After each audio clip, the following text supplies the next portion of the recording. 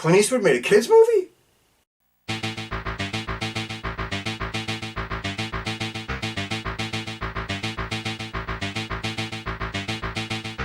Okay, everybody, today we're going all the way back to 1980. A great year in the career of Mr. Clint Eastwood, and the last year of his, hey friends, let's all get together and make a movie vibe. We're talking about Bronco Billy. But before we dig into this gem anymore, before we look at this any further, once and again, and as always, to the trailer. Ladies and gentlemen, boys and girls, we welcome you this evening to the greatest, the most authentic Wild West show in America.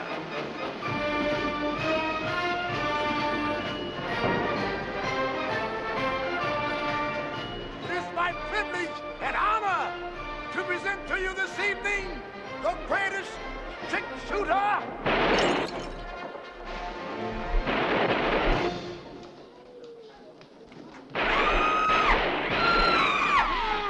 the fastest draw. Stick him up or I'll plug you. Are you really the fastest guy in the West? Ain't nobody faster than Bronco Billy. You think you're faster than I am? Well, I wouldn't want to find that out, Sheriff. Why, aren't you Bronco Billy, the fastest in the West? I could outdraw you any day in the week. Bronco Billy, you're nothing. The toughest hombre. Are you finished with your little speech? Yeah, I'm finished. I do not work for you, and if you ever raise your voice to me again, I will scratch out your eyes.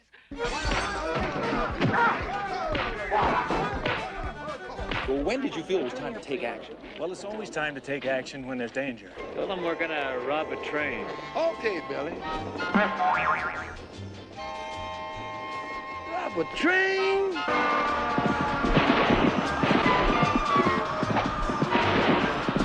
The one and only. He really is Bronco Billy. Why, he's Bronco Billy, the best friend a man ever had. Bronco Billy. I love you, Bronco Billy. Don't you understand what Bronco Billy and the Wild West show are all about? You can be anything you want. All you have to do is go out and become it. Bronco Billy McCoy.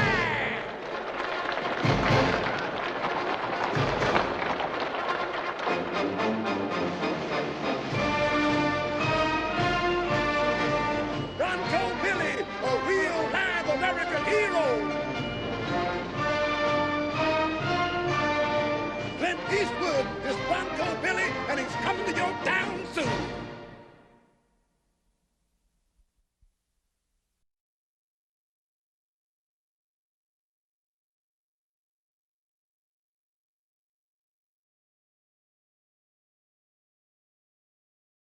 Alright, this motion picture was directed by the man himself, Mr. Clint Eastwood. His directing career is huge and massive. Let's just run through the numbers. We're talking about he did things like High Plains Drifter. He did Play Mr. For Me, and Play Rider, and Bird, and Honky Tonk Man, and The Gauntlet, and The Outlaw Josie Wales, and Mystic River, and $1 Million Baby, and Sully, and Flags of Our Fathers, and Gran Torino, and Space Cowboys, and Unforgiven, and The Iger Sanction, and about 20 other flicks that I'm not even going to bother mentioning right now. It is what it was. Let's get moving.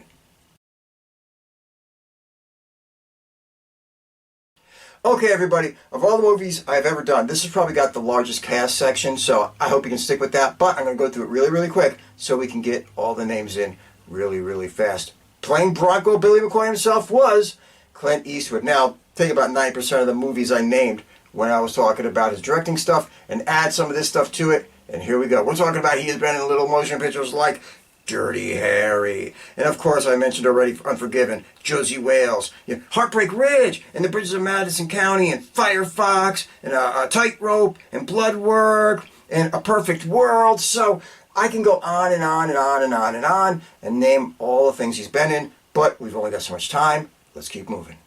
Playing Antoinette Lily, Miss Sondra Locke.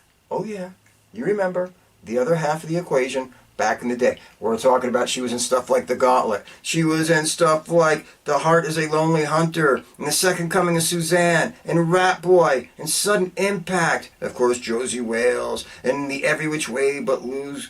Well, both movies, actually. And, of course, she was in Willard way back in the day. So, been around, was in some stuff. Career kind of faded later on, was what it was. There's a lot of behind-the-scenes shit, who knows. But she was in this. That's all we care about. Playing John Arlington, the late, great Geoffrey Lewis. Let's do this. We're talking about he has been in little things like Salem's Lot. He has been in Tom Horn and The Devil's Rejects and Lucky Lady and Thunderbolt and Lightfoot and Dillinger and High Plains Drifter and Every Which Way Can Lose. Whatever, is what it was. The man had a great career. He's one of those kind of guys that my kind of actor. And playing Doc, the one and only Scatman Crothers. He sang, he danced, he did it all. But let's go back and see what he did in his movies. Okay. Back focus. We're talking about he was in things like The Shining, which is what really many of you are going to remember him as. He was in stuff like One Flew Over the Cuckoo's Nest, and Deadly Eyes, and Mean Dog Blues, and Silver Streak, and Stay Hungry, and The Shootist, and Meet Me at the Fair, and Black Belt Jones. So he was in a bunch of shit. Scatman Crothers, identifiable. You've seen him, you know him. It was what it was. Let's keep moving. And now I'm going to quickly run through some of the other faces that were in this motion picture. And about 90% of them were people that were part of the Eastwood world and part of the Eastwood film family. Let's keep going. We're talking about Bill McKinney, who was in stuff like First Blood, The Gauntlet, and The Every Which Way But Loose flicks. And Sam Bottoms, Apocalypse Now, and The Outlaw Josie Wales. And Dan Vadis, who was in Every Which Way But Loose, The Gauntlet, High Plains Drifter. And we're talking about Walter Barnes, who was in High Plains Drifter, and Every Which Way But Loose, and Woodrow Parfrey. He was in stuff like Used Cars, and Dirty Harry, and Josie Wales. And Doug McGrath, we're talking like Porky's, and Pale Rider, and Hank Worden, and he was in The Alamo and The Searchers, and William Prince, come on, Blake Locke, he was in The Gauntlet, he was in Roller Coaster, and Tessa Richarde, who was in Cat People, and The Last American Virgin, and Sierra Pecheur, who was in California and Her Country, and Beverlee McKinsey, who was on TV really, she was in stuff like Another World, and Guiding Light. Anyway, most of these people were part of the Eastwood family. Most of these people were in multiple Eastwood motion pictures, and most of these people you will recognize and remember. As soon as you've seen it, you go, ha ha. Okay, everybody, I'm going to try to do this in 90 seconds or less, so I keep it short, keep it fast, keep it entertaining, keep it moving, so we can get to where we would much rather be. The summation. You have this traveling circus show. It is the Bronco Billy Wild West Extravaganza, or whatever the hell they're calling it. And, well, as he's going through the motions, he's got this new assistant one night, and she doesn't really work out, and her leg breaks free from the spinning wheel, and he stabs her in the leg, kind of, sort of, whatever, and she is gone. But you find out that these guys are a traveling circus made up of a Native American and a cowboy and all this other kind of shit, and they're just traveling around the country. They're broke, they ain't got that much going on, but it is what it is. At the same time, you find out that there's this Antoinette Lily. She needs to marry this guy, basically to get her inheritance when she turns 30 years old. So she's married a guy she doesn't really care about, she doesn't really love. It's just the way it is. And this guy basically runs around marrying broads and making money off of them, so he's no angel either. It is what it is. Well, one night their car breaks down after, getting married, and she stops at a motel with him. He can't stand her, really can't take it no more, and he leaves and abandons her in the middle of fucking nowhere. But, for her, she just happens to run into the Bronco Billy traveling circus, and they kind of, sort of, wind up intertwining and mixing, and she winds up being their new assistants through hook and crook, even though she doesn't really want to be. Whatever, you'll see it in the motion picture. As the motion picture goes on, we find out that they think Antoinette Lily is dead.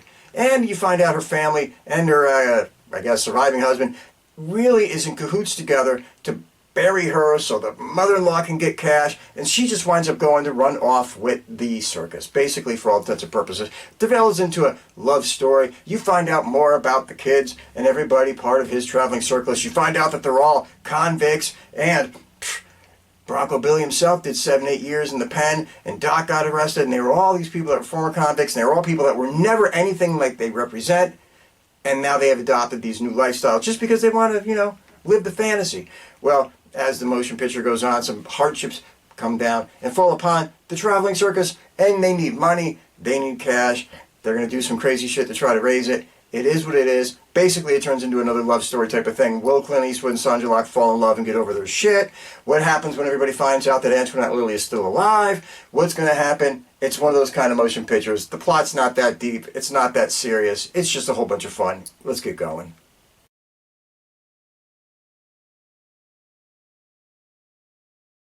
Okay, what makes Bronco Billy work? Or even does it work? Yes, it works. No, it is not the best Clint Eastwood flick ever. Let's face reality. And maybe even not the best Clint Eastwood, well, definitely not the best Clint Eastwood movie where he's in it with Sondra Locke. But it doesn't make a difference. This was the last really era of Clint Eastwood getting his gang of buddies together with that our gang comedy feel and saying, hey, let's go make a movie. And the two movies he released that year, this and Every Which Way You Can, were basically winking nods into the camera saying, hey, let's just go have some fun. Let's put out some lighthearted, goofy shit. Let's have a good time working together and put something in the theaters. We'll make a bunch of cash. We'll have a few laughs. And that's just the way it's going to go. And this motion picture really encapsulates that. So, before we go any further, let's get the big three out of the way. The directing, it's Eastwood. Let's knock off this shit. The directing is fine. It looks good. It's got that Eastwood feel, especially for around that time. It's spot on. It's beautiful to look at. It is what it is. We don't really need to say anymore. The writing. The writing's good enough. I mean, it's a slapstick kind of comedy, romantic bullshit movie. And for that, it works. It's fairly witty. It's fairly good. It's not over the top perfect. It's not the greatest comedy ever by any stretch, but it's good enough. So, the writing, it passes. And the acting. You got a powerhouse of actors in this thing. You got actors that can really play any kind of role. You look at guys like William Prince, who can play like comedy in one thing, and then somebody evil like Blake Locke on another. You say, oh my God, these guys can pull off any kind of role. And they do. And these people nail comedy perfectly. Now, that being said, there's always a little bit of a feeling of a wink and a nod in this motion picture. You feel like they nailed everything in the first couple takes, and everything's just a little bit cartoonish, you know what I mean? When Antoinette Lily is acting so Antoinette Lily-ish, you're kind of like, oh my God, this is almost ridiculous. And when Bronco Billy punches the steering wheel, you get it. It's all farce. It's farce comedy. If you can handle farce comedy and you can handle farce acting, then this is perfect for you, and it won't make a difference. If you can watch Three's Company and say, that's great acting, then goddamn it, you're going to think this is great acting too. Now, like I said, let's get back on track. What makes this movie work? Simply because after you watch it, you feel a little bit more lighthearted and happy and fun than you did when you went in. That's all that this movie accomplishes. That's all that this movie does. It takes you and it brings you from whatever mood you're in. It lifts it up a little bit and it kicks you out the door on your way. And really, anytime a motion picture can do that, kind of it's done its job. You know what I'm talking about? And this is probably one of the most surprisingly light Clint Eastwood movies you'll ever see. I know you got the Any Which Way movies, every whatever the fuck, but this is probably the creme de la creme of it. This is almost really like a kid flick. It really is. There's parts, hell, the ending of it, he actually looks into the camera and gives like a little Hulk Hogan, take your prayers and your vitamins. I know I said that wrong, I don't care. And gives a little speech right into the camera towards the youth of America. And he does it at the end of this movie, like unabashedly.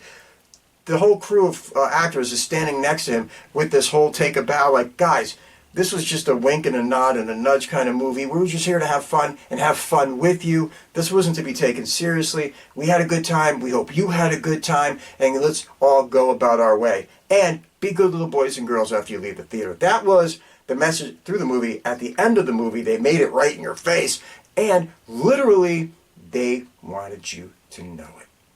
And in a lot of ways, this movie is typical of the Clint Eastwood of that era. Meaning that, one, it's beautifully shot. It's got that Americana look. You know what I mean? He knows how to frame a frame. He knows how to put a picture in there and make you feel like, man, I'm in America again. It's one of those kind of things he was always good at. And plus, if you take out Bronco Billy and all that, you're going to think that you're almost watching one of the every which way, any which way kind of movies. Literally, it's got the same kind of setup. You know what I mean? It's a small town. They're driving old beat up, out of date trucks. He just wanders around into country bars. There's a bar fight. You got the country musicians playing in the background on stage. There's so much of those two movies in this movie that are basically just interconnected, for God's sake, that there's only little bits of variation amongst the theme. But the feel is the same. The vibe is the same. That whole kind of, you know, Middletown America, that whole kind of, we're going to go to the bar, we're going to have a fun time, we're going to watch a country band play, we're all going to be driving cars that are broken down, nobody has any cash.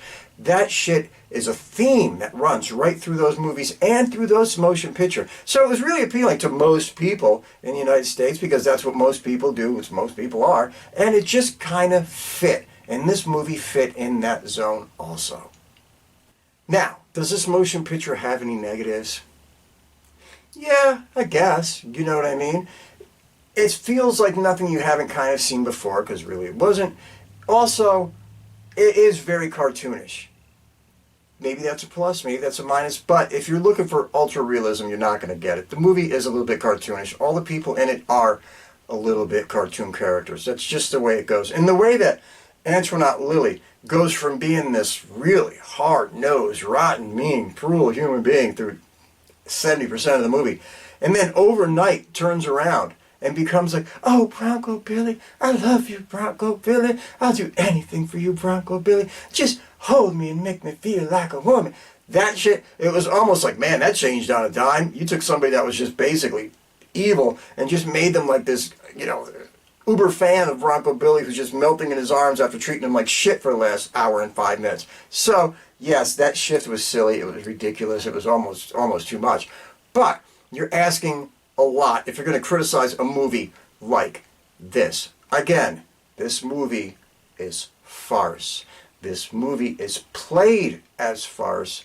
They know you. They treat you with respect enough to say, you know this is bullshit. We know this is bullshit. This is all it is. It's fun. Let's go. Anyway, everybody, get out there and check out Bronco Billy. I still remember going to the motion pictures and seeing this when I was 10 years old in the mighty year of 1980. It was when I was finally old enough to start going to see like Clint Eastwood kind of movies and stuff like that. And I remember it so fondly and had such a great time. Is it his best work? No. But is it good work? Yeah. And one other thing I think I should point out, and I don't mean to end this on a sad note or a bad note, but let's end it on more of a respectful note in a moment of remembrance. I got wondering as I was watching this the other night, re-watching it for I don't know how many time, how many of these people are still with us today? How many are still around? And I was like, let's go looking. And I found out that only Clint Eastwood is still with us, only Tessa Richarde, who was in it for like 2 seconds in the beginning, and only Sierra Pecheur, if I'm pronouncing it even right, is still alive today. So 3 people out of that entire cast of great actors that I just gave you is still with us.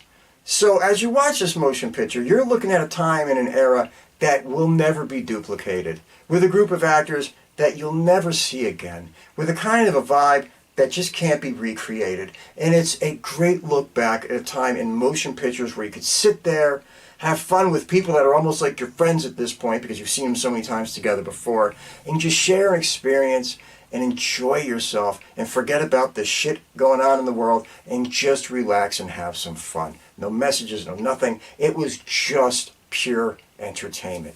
Man, those were the times. All right, everybody, be good. Take care. Stay out of trouble. Be kind to a friend. Be there for a stranger. Wait, take that, strike it, reverse it. You know what you normally say. But most of all, no matter what, never, and I mean never, take any bullshit from anybody. See you all soon.